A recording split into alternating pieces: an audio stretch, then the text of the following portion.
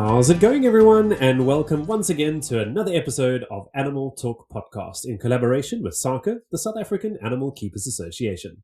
My name is Ryne. And my name is Ayrton. Hey Ryan, how are you doing today? I'm doing okay. How are you doing? I'm doing well, thank you. Happy to be in doing another episode with you. Looking forward to this one. Yeah, and exciting. This episode, we have a guest. We do indeed. Another exciting guest. Do you want to go ahead and introduce our guest for today? Can definitely do so. So joining from my side of the world again, which is very exciting, all the way from KZN Durban and uShaka Marine World, we have Tim Smith. How's it, Tim? Hey guys, how's it going? Doing good, thanks. Hey Tim. Thank you for having me. Yeah, thanks for joining us, and yeah, thanks for setting out the time. I know everybody's time in our industry is very precious to all of us, so thank you for giving us your time for a bit so that we can have a sit down and chat. Yeah, talk about fish for a little bit. Sounds good. Ooh, right down Ayrton's alley. Yay, another fish person. Don't worry about me, I'll just be here in the background.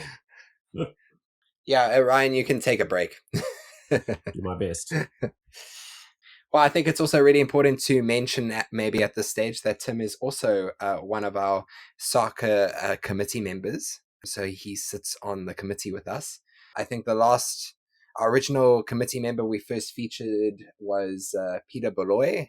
He also spent some time at uShaka. Now he's at Joburg Zoo. And then we, of course, chatted with Haley in our previous episode when we have our guest, and now we've got Tim. So yeah, starting to also bring in our committee members of SAAKA so that you can get to know them. Everybody gets to meet them and find out what they do and what they're all about, which is great. Tim, I know that you may have thought about this, but we ask all of our guests what their favorite animal is. Da, da, da, da. All right. Well, my classic answer is that I don't like to pick favorites. That's probably a little bit of a lie. When I got asked to think about this and really think about it, because there's a lot of fish in the sea and it's not fair to pick out favorites, but there is a fish way up in the southern Asian region. It's called a clown featherback or clown knifefish, and it's a very strange fish. I'm very drawn to strange animals, and this comes from a very ancient lineage of animals. They breathe air. They look a little bit like eels, but they've got this kind of silvery finish about them, and they're quite graceful in the water. And I've kind of liked that animal since I was a kid. I've kept them as pets, and there's just something really alluring about them that keeps bringing me back. So I had to Google it because it's a strange fish. I have to see this very weird looking fish. It is the most strangest looking fish. I dare you to Google it. I don't know what's going on with the top of its head being so bulgy and wide, but it's got cool little black dots on it. It looks like just a huge feather fin at the back, which is pretty cool. Yeah, very, very strange. But, every animal needs a little bit of love, and I'm willing to choose this one. Okay, Ayrton, I have to ask you, did you know what that looked like when he was talking about it? Have you seen one before?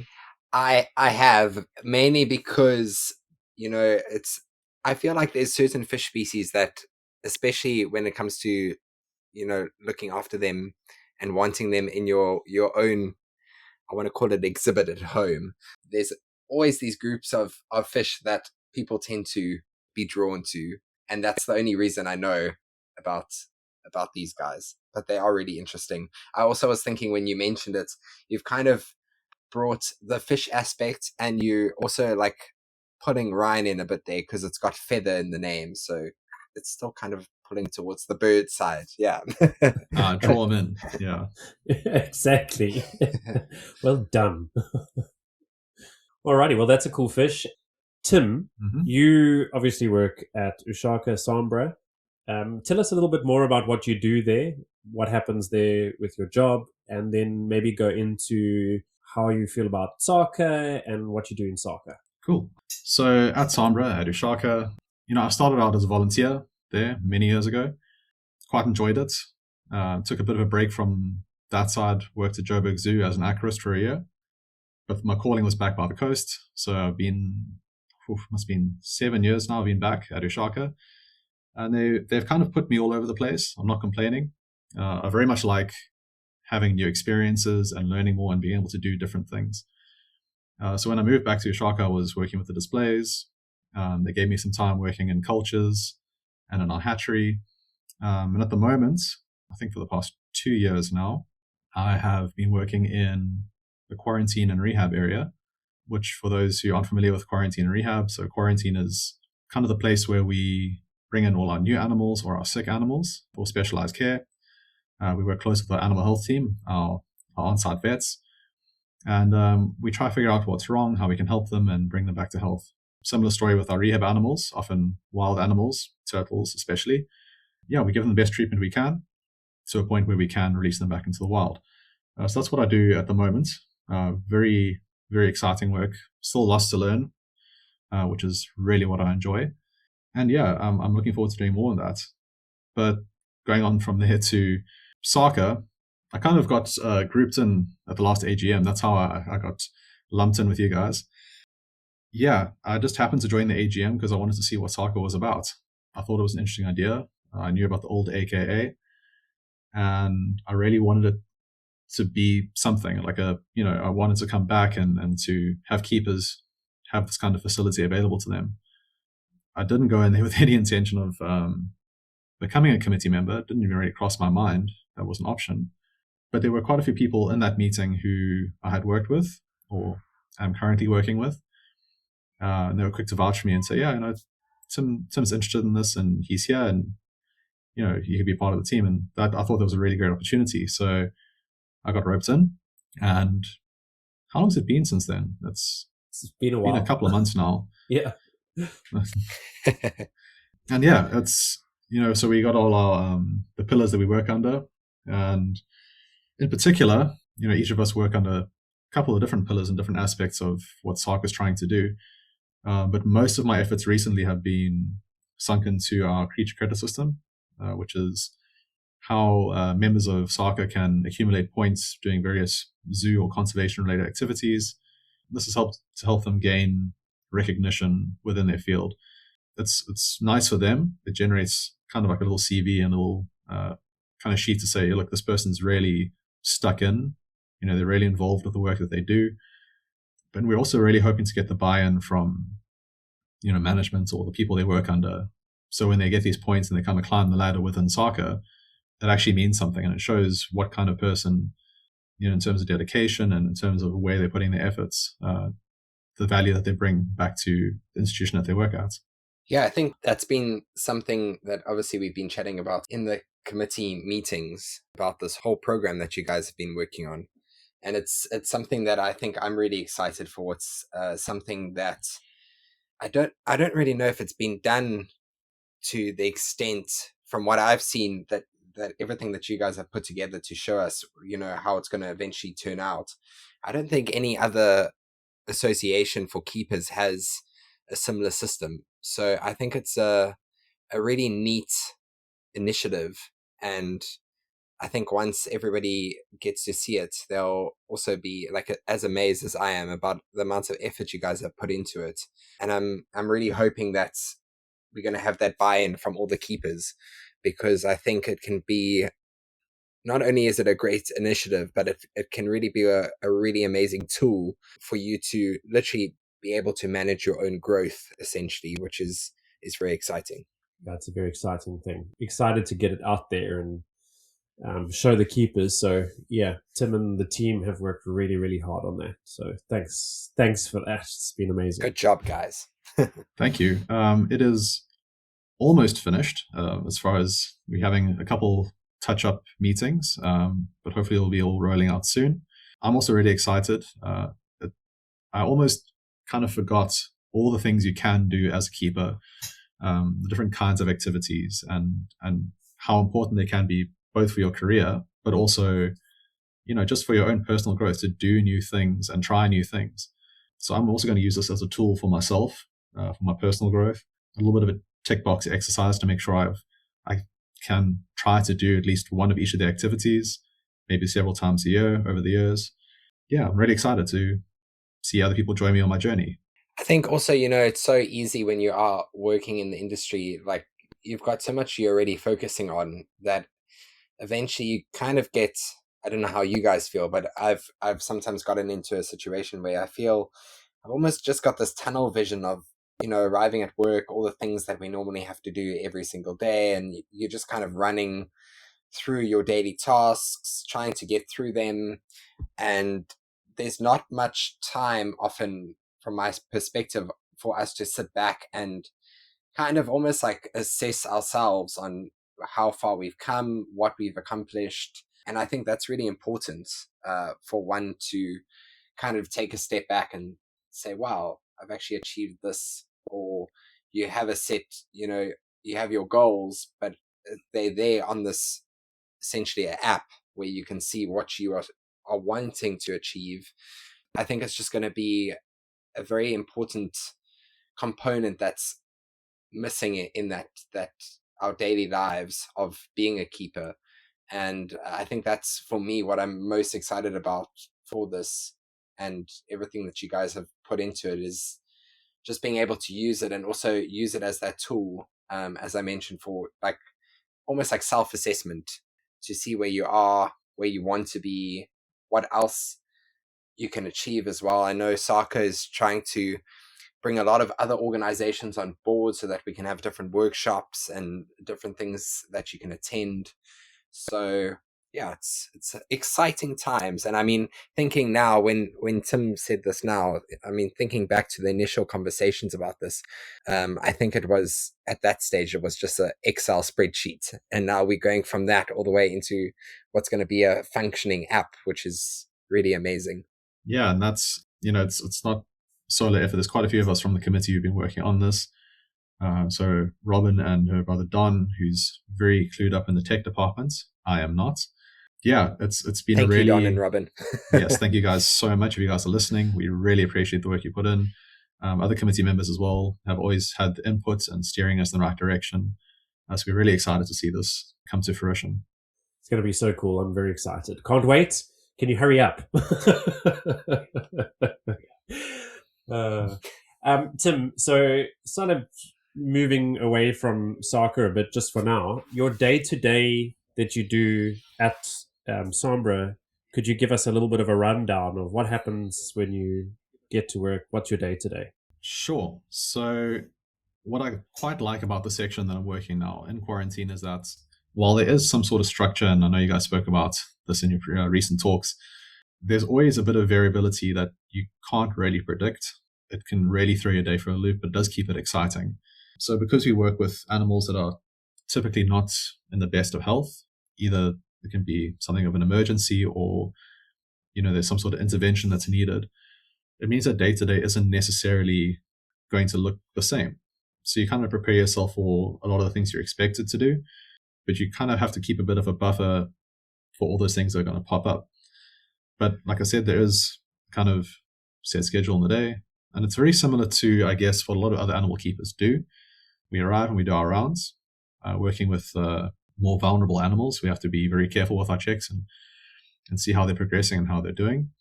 We work with a lot of treatments methodologies. So it's a matter of making sure the animals are maintained on these treatments, making sure that they're completing their schedules or finishing up and seeing how they're progressing with their treatments. And then it's a lot of very similar care to what other animal keepers will do. It's a lot of cleaning. We have to keep the environment very clean. If you're working with diseased or injured animals, you want to really keep the environment that they're housed in almost pristine. It can be difficult, but we're in there making sure that obviously there's no environments to compromise them further. So it's a lot of that kind of work, pretty strict feeding regimens as well in terms of ensuring that they stay in good health.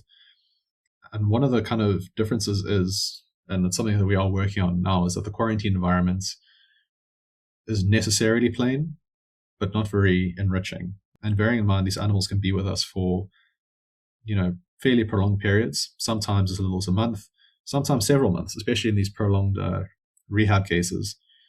Turtles tend to heal quite well from most things, but they take a long time to do so.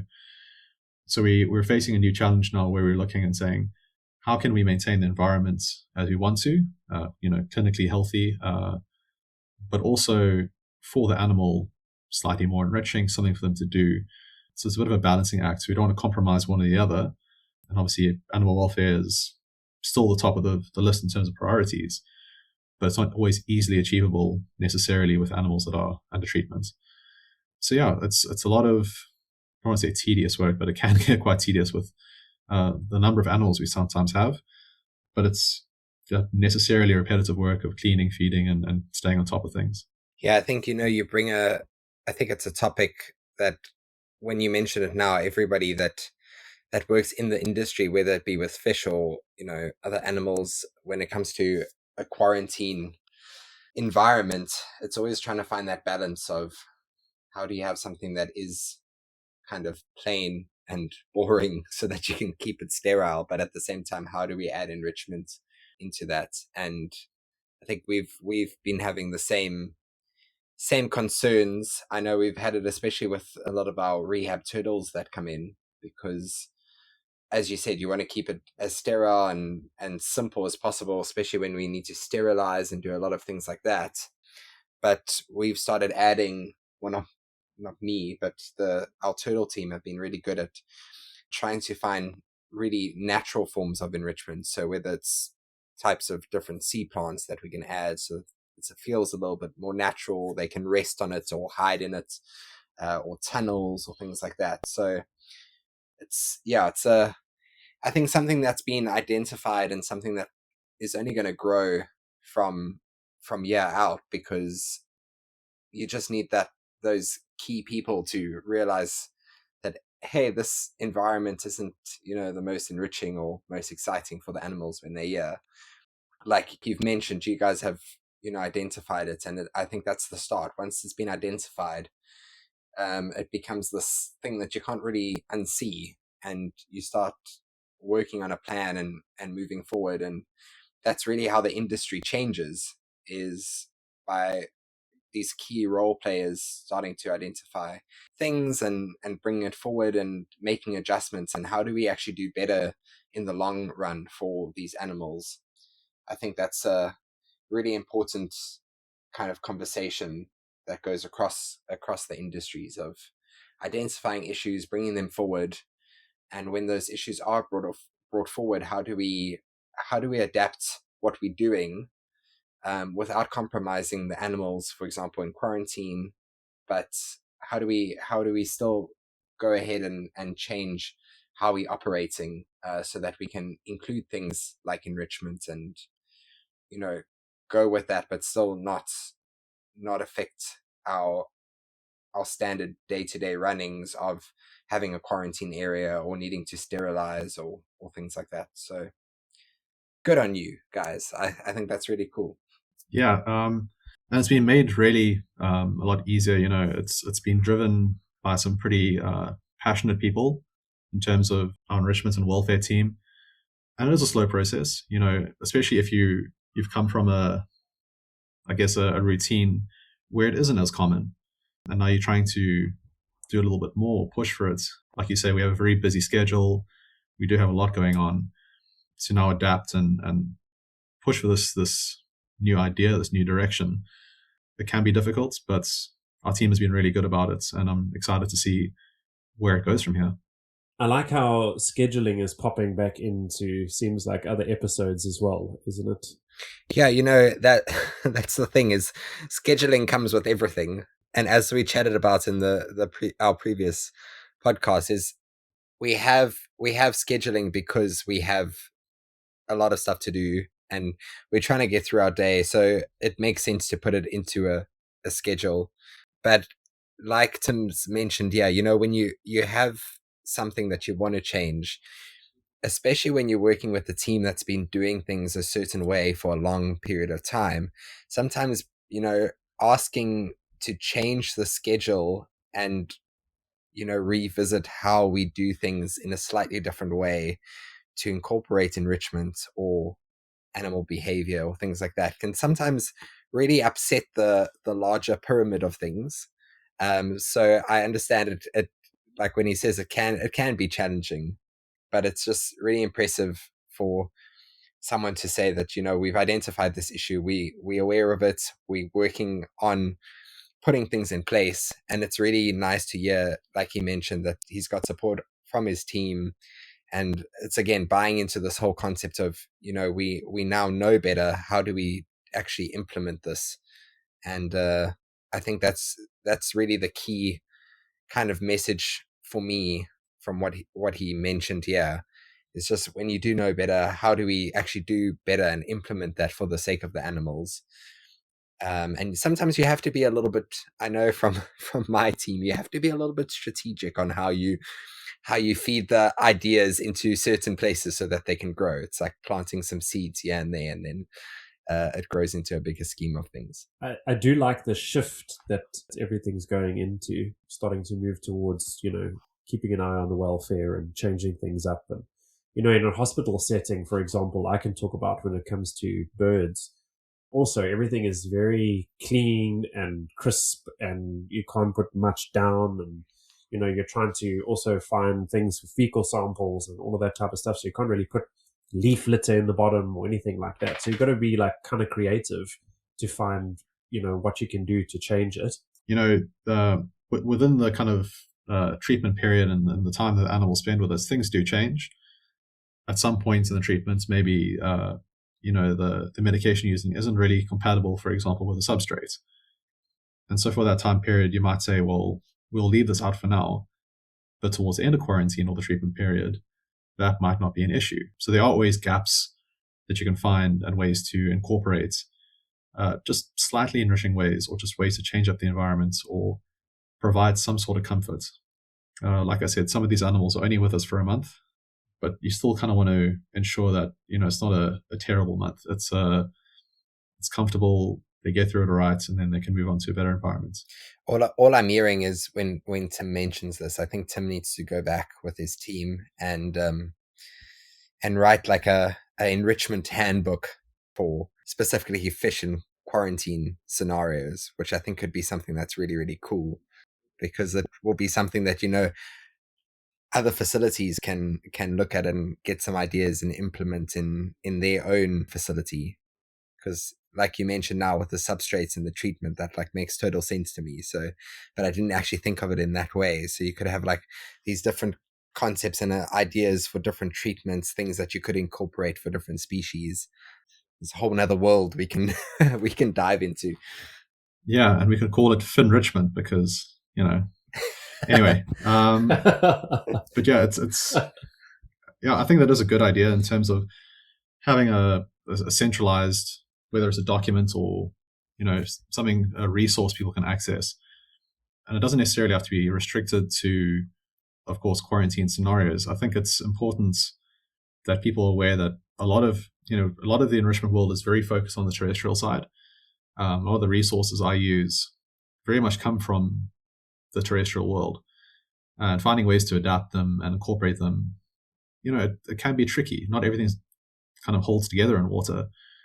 So you need to, it's nice to maybe have this centralized resource, something I haven't really thought about, but it's a good idea. Yeah, it's something that I always, looking back, I'm always grateful for when I chat to other like friends and colleagues that work on more the terrestrial side. And I have like all these ideas for enrichment that I'm like, oh, why don't you try this or try this? And it's almost that, working with aquatic species has forced me to always think outside the box of enrichment ideas, because you're having to do this enrichment underwater with these animals that a lot of people still believe have a 2-second memory. So I think working in our industry and having to, think up all these like fun underwater enrichment ideas really helps you in the long run, because when you see a larger animal like, terrestrial animal like an elephant, you're like, oh, well, there's so much you can do with that animal, looking back from the fish side where we're trying to do enrichment. So I think it definitely like shapes our brain to think a little bit differently. I think definitely you two could talk fish and enrichment for the next 3 hours, but we definitely can't have a 3-hour podcast. Sorry. I think we're going to have another fish enrichment podcast. That's what I'm hearing.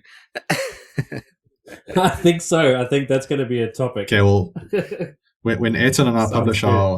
our enrichment book, we'll get back to you. Sounds amazing. I'm looking forward to You can have us back on Animal Talk podcast, right? How about that? Yay. Great stuff. Well, Tim, I must say, thank you so much for joining us. It's been really amazing chatting to you, and you guys are doing a great job there at uShaka, and you're doing a great job with SAAKA. So it's all looking good, and we're all excited to get the creature credits out. So keep looking out for it. It will be coming out shortly, and we hope that everybody will enjoy, being able to put down everything that they've been doing and kind of follow themselves and see how they progress through their industry. So that's very exciting. If you do have any questions for us, you can contact us on our email, which is animal.talk201@gmail.com. And you can also get hold of us on our social media. We're on Facebook, Instagram, LinkedIn, and YouTube. For our YouTube channel, please go and subscribe to our channel. And then for our other social media, our handle is Animal Talk Podcast _ZA. So you can reach us there as well. And I hope that you enjoyed this episode. Definitely. And don't forget, subscribe, like, share, and just get it out there, because it really does help us get a lot more listeners in and reach a lot more people. But from myself, animals are our passion. Thanks everybody for tuning in, and remember that our quality of care is their quality of life. Bye everyone. Bye-bye. Thanks for having me. Cheers. Yeah. And again, it's... Sorry, I had to cut my mic there for a second. No problem. Sorry, the dog jumped off the bed, so when she does that, it's quite loud.